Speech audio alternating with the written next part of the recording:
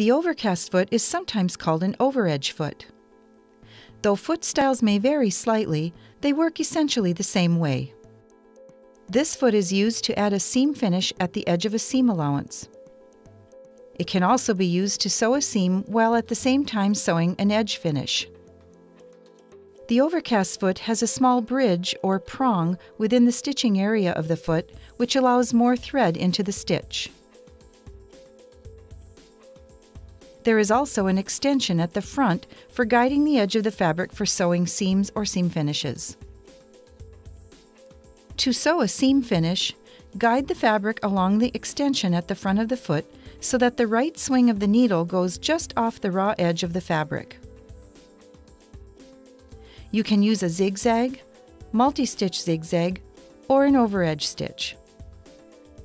Sewing seam finishes is easier if done before sewing the seam itself. When the sewing is completed, the stitches and fabric will lay smoothly. Press when finished. To sew a seam and seam finish simultaneously, set the machine for an overedge or slant overedge stitch. Place the two fabrics, right sides together, under the presser foot with the raw edges lined up with the guide that extends to the front of the foot. Sew the seam. You can also attach ribbing to cuffs, sleeves, and neck edges. Align the raw edges of the ribbing with the raw edge of the main fabric.